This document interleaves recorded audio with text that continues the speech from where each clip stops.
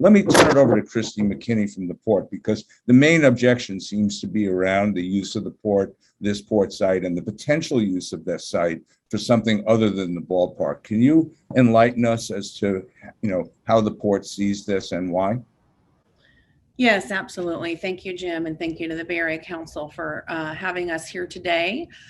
Since the port entered into the exclusive negotiation term sheet with the A's 3 years ago now, our focus has actually been on working with our stakeholders, the city and the A's, to ensure this project can be compatible with the seaport. That is obviously paramount to us as the operator of a seaport, airport, and commercial real estate in the city of Oakland. It's crucial for us that the port not just survive, but really thrive. The port has been in a long process of evolution and changes throughout the course of the project. And with the City Council's recent approvals of the EIR, which resulted in dozens and dozens of mitigation measures, additional above and beyond compatibility measures, and a critical approval of the vehicle overpass, we're much more confident that this project is very compatible with the seaport, and the seaport will be able to be successful. And in fact, I think, and really this was touched on by Mayor Schaaf, and we so concur, the visibility of the seaport, the understanding of its crucial role in the region's economy and job creation has been really enhanced through the process of this project going forward and people learning about it. We've gained a great amount of important visibility about the needs that we have. And frankly, this is coming now with the collaboration between the city, the port, and the project will be fixing long-standing issues that support the seaport into the future and help enhance the seaport operations themselves. It's really been almost a decade since the shipping terminal tenants that were at Howard asked to leave. And they did this because they were pursuing the obvious economies of scale that the shipping industry seeks. So this really what they were pursuing was a modern mega terminal, which we supported them developing here at Oakland. We had added a significant 600 acres of land through the base closure process that has greatly expanded the seaport's footprint, and it's really turned us into a modern facility. And the reality is that Howard is not that modern facility. It is not the future of shipping or seaports. In spite of the port's efforts to market the Howard property, it just became clear that the small, isolated nature of Howard is just not suited to the long-term modern shipping industry needs. And this will be even more so true when, in accommodating the modern shipping industry needs, we actually take a bite out of Howard Terminal to enlarge the turning basin. This is a critical import to our seaport tenants, and we're working hard with the Army Corps and them to pursue that project.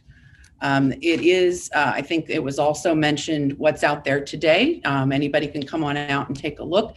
It is, in fact, the only use we've been able to find for years now is really these temporary short-term parking and storage. And so that is all activity that can be accommodated elsewhere.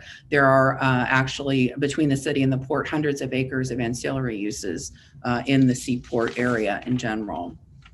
So all of this really caused the port to look at, what else can we do for this property? Letting property in the Bay Area sit idle and not be at its highest and most productive use is obviously something that concerns any property owner here or manager, and that includes the port. The port has 3 business lines: the airport, the seaport, and commercial real estate.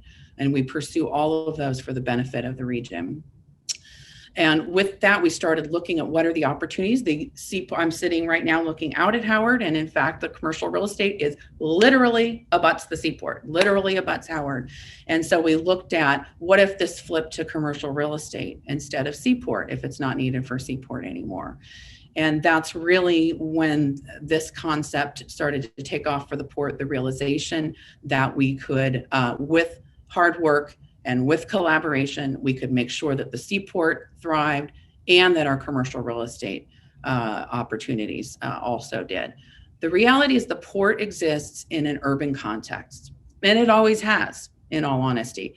The housing in West Oakland was just blocks away from the very first seaport operations in the 1800s in the city of Oakland. This has always been true, that we're an urban port. We're at the center of the Bay Area. Our airport is immediately adjacent to housing in San Leandro and Alameda in Oakland. So we're very, very familiar with what it takes to run these critical regional transportation facilities in an urban context. And it's a balancing act, and it really takes a balanced approach.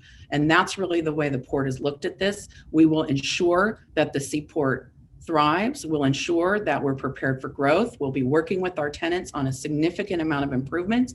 We will leverage what's happening out here, as the mayor said, in order to bring even more money and more commitment to improving the roadways, the access, the infrastructure, the electrification, and all the facilities that the seaport operators need.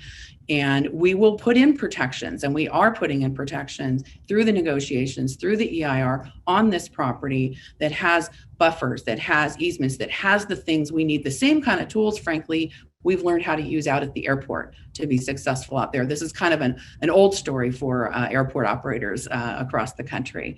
So we feel very confident that this is headed in the right direction, and we will all be successful.